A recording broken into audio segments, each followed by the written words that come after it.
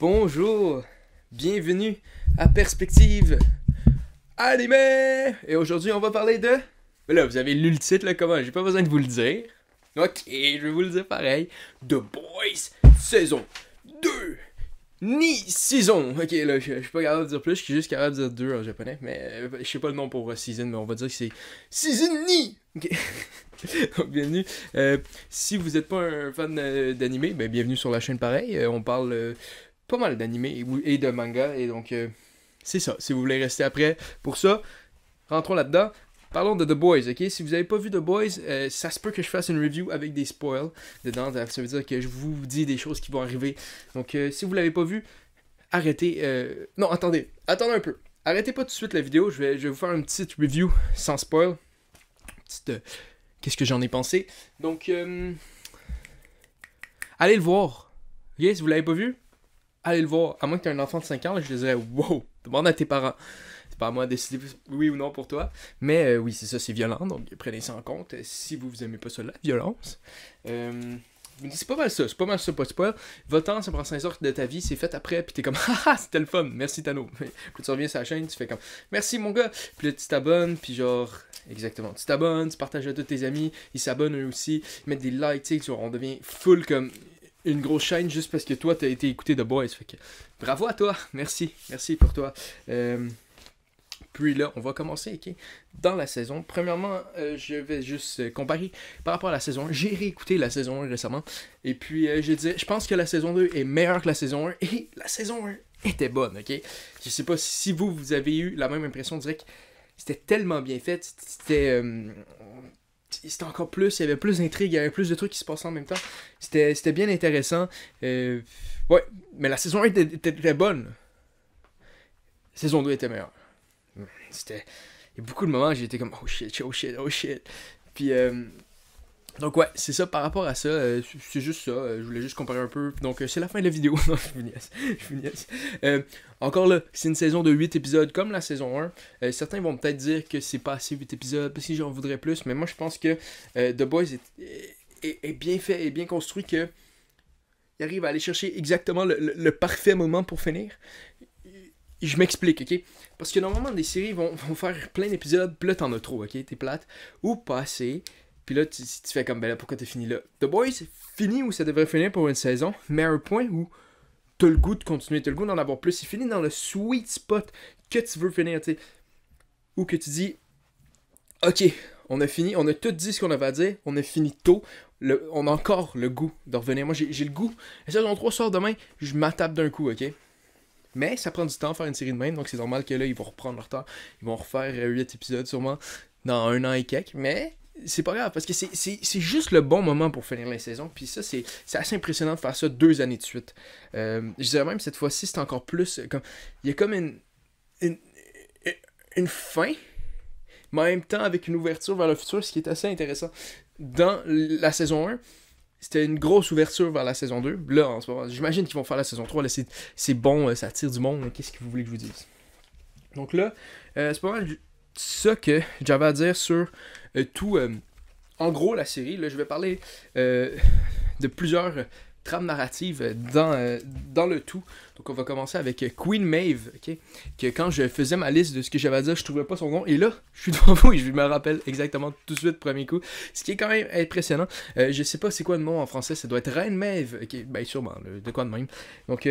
Donc sa trame narrative, où on la voit depuis la saison 1, c'est quelqu'un qui s'est juste laissé aller dans la vie, qui s'en fout, puis qui est comme bon, mais ça va être ça, on peut rien y faire, tu sais. Et puis on finit à la fin de la saison avec un gros boom, un gros yes, je suis là, I'm Queen Maeve, gling gling gling, ok. Ça c'était bien intéressant, j'ai bien aimé voir cette progression-là de juste comme, non man, je vous laisserai pas faire, parce que moi je suis un héros, ok. Ça, c'était bien cool, c'était vraiment sympathique. Donc ça a été beau à voir. Qu'est-ce qu'il y a à dire? J'ai bien aimé plusieurs trucs par rapport à ça. Tu sais, quand il est là avec sa blonde, là, ils sont comme... Il la force à être en couple. On a deux, il est comme... Mais oui, Queen Maeve, t'es avec une fille. Puis elle est comme... sur la télé, je te déteste. Puis là, il est comme... je vais vous tuer. Puis là, en tout cas, c'est tout un gros truc de même. C'est bien sympathique, ça, par rapport à tout ça. Je dirais... Ça a été une bonne trame narrative, mais c'est probablement dans les plus les moins intéressantes, je pense, de la série. Mais en même temps, je pense qu'il y a assez de bonnes... C'était quand même une bonne piste, une bonne histoire dans tout ça, que quelqu'un pourrait bien l'apprécier. Et puis, c'est bien correct, tu sais. On a chacun nos trucs. Moi, je dirais que c'est dans ceux qui m'intéressaient le moins quand ça arrivait, parce que c'est ça, mais j'ai vraiment été contente de l'avoir arrivé à la fin pour péter la gueule de la nazie. Gling, gling, gling, gling. Puis après, on a Homelander surtout le long de la saison, qui a une relation avec Ryan, donc son fils un peu. Et puis moi, j'ai trouvé ça extrêmement bon d'avoir fait ça, parce que on a vu un Homelander qui est... Il est fou, là. Il est fou dans la tête. Ce gars-là, il est pas bien, ok? Mais quand il était avec Ryan, il avait l'air un peu plus... Il essayait vraiment d'être un père qui avait de l'allure un peu plus... Ok, si Homelander, il est pas super brillant, donc il est pas capable de faire la meilleure job de l'univers, là. Tu sais, moi, en mettant que j'avais été élevé, je choisirais pas Homelander comme père. Ben peut-être, parce que ça voudrait dire que j'aurais des pouvoirs. Ouais, mais après, t'es avec les... Ah, quoi que c'est vraiment cool, lancer des lasers de ses yeux. Lancer des lasers de ses yeux, avoir un père psychopathe. Lancer des lasers de ses yeux. Mais c'est ça, fait que, avec sa relation avec Ryan, j'ai trouvé ça incroyable, bon, parce que, tu sais, dans The Boys, tout le monde est complètement taré, tout le monde est juste diabolique, là, quasiment. Donc, sauf Yui, là. Et quasiment tout le monde a des problèmes psychotiques. Puis, j'ai trouvé ça le fun de voir que Homelander, on l'humanise là-dedans. Puis c'est ça qui est le fun, parce qu'on montre toujours des personnages comme un peu en 3D par rapport à ça. On a vu un peu moins de 3D avec Stormfront, qui a l'air juste d'une nazie qui joue. Mais j'ai trouvé ça bien de voir un peu ce petit côté-là paternel de Homelander, mais de toujours rester dans sa folie. C'est juste la dernière scène à la fin de la série par rapport à lui qui... Y a-t-il de quoi de plus loser qu'être devant une ville, jamais soulever les pantalons baissés puis de crier je suis capable de tout faire. Mais oui, mais oui. Je trouverais ça hilarant. On commence la saison 3, puis il y a juste un policier qui fait Monsieur Homelander, j'ai un ticket pour vous. Ça serait parfait. Puis il est juste comme pourquoi elle fait indécence publique? Oui. Puis il fait comme mais je suis capable de tout faire comme pas vous masturber en public, monsieur. Puis il se fait tuer, puis là ça part une grosse guerre, puis tout ça. Ouais. Donc il y avait eu ça, il y a aussi sa relation avec Stormfront qui était comme yeah, t'es trop cool, hein? Tu veux être le chef d'une armée? Puis comme oh, le chef? Yeah! Puis là, t'es comme on est nazi, puis comme je suis le chef! Je suis le chef! Je m'en fous! Ouais. Donc il y a eu ça, il y a eu Stormfront qui était complètement raciste tout le long, puis ça c'était intéressant à voir. Moi je trouvais que c'était bien, c'était le double. La double personnalité là, de tout changer, puis ça c'était cool par rapport à ça. À part de ça, j'ai bien aimé les memes que elle a fait pour aider Homelander, parce que c'est clairement de même ça marche dans la vraie vie, et ça me fait peur juste d'y penser, de voir que quand ils veulent changer l'opinion publique, ils lancent des memes, puis admettons c'est déprimant, surtout que c'est probablement ça qui se passe, mais bon on va faire avec. Le monde prenne leurs informations de me, mais j'aimerais juste ça voir Goji qui énonce. Ok, là c'est une référence. Si vous cliquez sur la chaîne, vous avez aucune raison. C'est parce qu'il y a eu un beef dans la communauté de One Piece. One Piece, c'est. Bref, c'est ces personnages-là, One Piece en France. Et puis il y a un gars qui disait qu'une autre chaîne avait pas utilisé leur source. Puis là, ça a comme parti un gros beef. Là. Il y avait pas de source, puis il disait n'importe quoi. Donc c'était une blague par rapport au fait que. Goji, il aimerait pas ça, des memes lancés dans l'univers sans source. Et puis cette blague était une présentation de l'explication de la blague. Et j'espère que ça la rend meilleure. Ouais. Ok. Donc il y a ça par rapport à ça.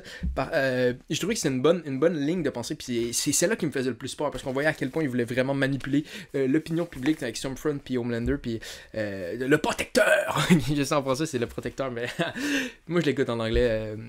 Oui, justement, j'ai un petit point par rapport à ça. Pour ceux qui l'écoutent en français. Si vous comprenez l'anglais vraiment bien, allez l'écouter en anglais parce que c'est plus fun par rapport à ça. Tous les personnages ont plus leur couleur quand on est dans une traduction vocale comme ça. Tout le monde a un peu une voix monotone qui se ressemble, puis c'est un peu plate. Mettons, moi je trouve que Frenchie, le personnage de Frenchie, c'est incroyable, ok, mais en français, il parle en français comme les autres. En anglais, il parle en anglais avec un accent français, puis c'est très sympathique par rapport à ça. Et puis il y a une scène, ok, dans le deuxième épisode, je pense que ça fait aucun sens, parce que moi, ma famille, il l'écoute en français, ok. Puis je l'ai vu j'étais avec mon frère, puis je regarde ça, puis je fais comme, mais la scène fait aucun sens, ok? Il y a juste Frenchie qui est là. Tout le monde se parle, il prend un gars, il le met sur le side, puis il commence à parler. Puis là, tous les autres sont collés. Mais qu'est-ce qu'il dit? Mais c'est parce qu'il se parle en français pendant que les autres sont en anglais. Mais en français, tout le monde se parle en français, fait que ça complètement bizarre comme situation, tu sais, au lieu de, je sais pas, là, d'utiliser des sous-titres. Excusez-moi, je m'en vais juste replacer. Exactement, tu sais, c'est un peu... Ah, c'est fait. Oui, c'est un peu weird, tu sais, de juste faire ça comme ça. Donc, justement, si vous comprenez l'anglais, allez le faire, parce que tout le monde a sa propre voix, puis... Tu sais, c'est mieux une version originale qu'une version traduite. Peu importe c'est quoi, tu sais. Tu sais, même, j'écouterais pas un film français traduit en anglais, ce serait weird. Donc, après, on a eu la relation entre Yui et Starlight, ok? C'était une autre bonne piste de voir juste comme les deux, puis comment que, elle vit avec le fait que c'est un menteur. Il a menti sur toute la ligne, mais c'est quand même un bon gars. Puis on le voit tout à propos de toute la saison, on voit que Yui est quasiment comme un meilleur gars qu'elle, puis elle réalise que, tu sais, il est super bon, tu sais, puis ils finissent ensemble. Ça, j'ai bien aimé ça, tu sais. Il y a eu un peu moins de progression de personnages par rapport à tout ça que certains autres trucs des boys, mais... c'était quand même bien. Je pense que la progression, c'était plus Starlight qui l'a fait, qui comme... Non, à la fin, elle retourne avec Vought pour se battre avec eux, contre eux, tu sais. Puis ça, je l'ai trouvé ça bien intéressant. Yui qui va aller par lui-même. Hey! Why not? Tu sais, j'ai hâte de voir, tu sais, on s'entend dire... Si vous avez vu la fin de la saison 2, on sait pas mal où est-ce que ça s'en va dans la saison 3. Là, on sait ça va être qui la vilaine, qui va découvrir qu'elle est pas gentille. Ou... Oh non! Ça pourrait être Butcher qui est comme, oui, faut que tu te lances là. Puis il est comme, non, mais là, il faut être gentil. Une possibilité, ça. Une possibilité.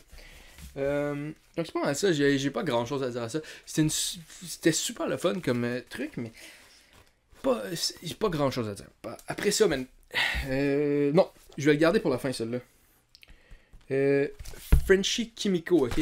Quelle relation? On a vu un développement entre ces deux personnages-là qui au début avaient vraiment une relation un peu malsaine par rapport à ça, de Frenchie qui essayait de sauver Kimiko, qui je suis ton sauveur! Puis là, elle était comme, t'es pas mon sauveur! Puis elle était comme, non, je suis ton sauveur! Puis là, il y avait une relation weird par rapport à tout ça, donc ça a été bien de voir que c'est résolu dans le fond et que à la fin de la saison, ils ont une relation vraiment plus de personnes qui sont ensemble. Puis ça, c'est beau à voir, dans un sens, de voir cette belle progression-là entre ces deux-là qui a été faite partout dans la série, avec vraiment Frenchie qui avoue, dans le fond, qui est un trou de cul, qui avoue qu'il est une mauvaise personne, puis qui accepte Kimiko comme elle est. Et ça, c'est très beau, Kimiko qui veut aussi y parler. Et c'est le fun de voir ça. C'est le fun de voir leur relation ensemble. C'est parce que c'est vraiment cool.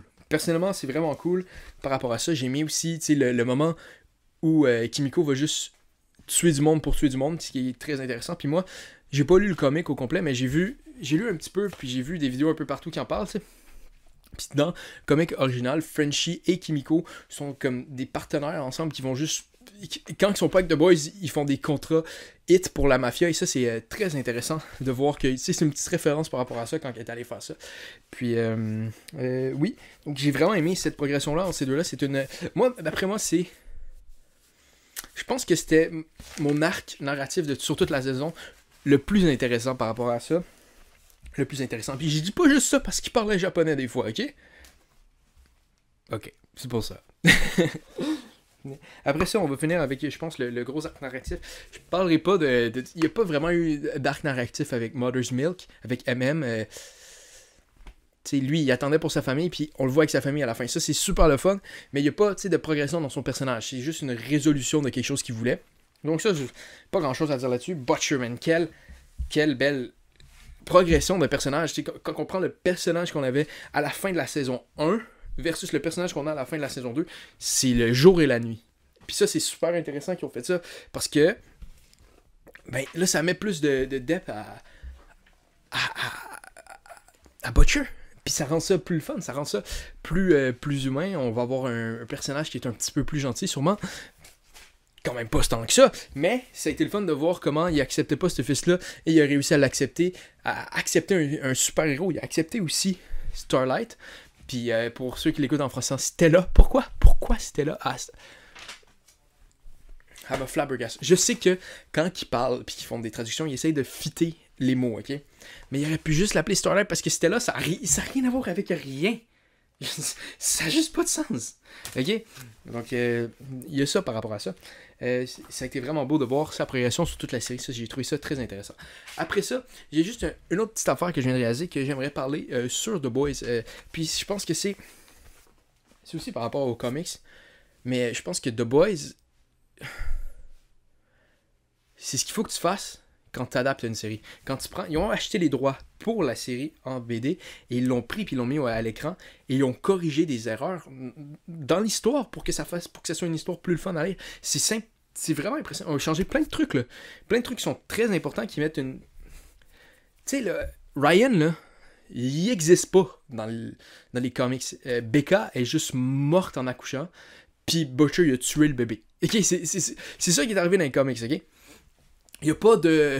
Il est encore en vie et tout ça. Mais c'est vraiment une meilleure manière de tout jouer ça.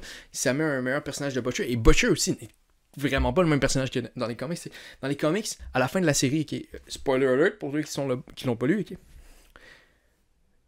Ok, je vais le dire là. On a fini le spoiler. Il tue tout le monde. Tout le monde. Tout le monde. Il tue Yui, il tue tout le monde. Pis ça, sincèrement, je pense pas que c'est une fin sympathique par rapport à tout ce qui se passe dans la série. C'est pas super. Il y a plein de changements qui ont adapté, qui ont rendu l'histoire meilleure, à mon avis. Si vous n'êtes pas d'accord, dites-le dans les commentaires. Mais c'est ça qu'il faut que tu fasses. Parce qu'ils ont pris le cœur de The Boys, ils l'ont mis à l'écran et ils ont changé des trucs, mais toujours en fonction avec le cœur. Ils n'ont pas essayé de faire comme comment qu'on préfère The Boys à notre sauce. Ils ont dit non, The Boys c'est ça que c'est. Comme ça, qu'est-ce qu'on change pour que ça soit encore plus ça? Puis ça, je trouve ça très beau à voir. C'est très impressionnant. Et c'est pas mal juste ça que j'avais à dire par rapport à The Boys, la saison 2. C'est mes réactions, c'est moi qui en parle un peu. Je sais pas si j'ai dit quelque chose pour de vrai. Je pense que ma vidéo est inutile. Mais c'est pas bien grave, ok? On a eu du fun, non? Oui! Si vous avez eu du fun, mettez un pouce bleu. Si vous n'avez pas eu de fun, mettez un pouce rouge. Et puis, on se revoit ou on se revoit pas. Si vous voulez me revoir plus souvent, abonnez-vous et mettez la petite cloche, là. Si vous voulez jamais me revoir, mais touchez pas à ça. C'est contre-productif par rapport à ce que vous voulez par rapport à ça. Et oui! C'est ça. C'est ce que j'avais à dire. Bye tout le monde.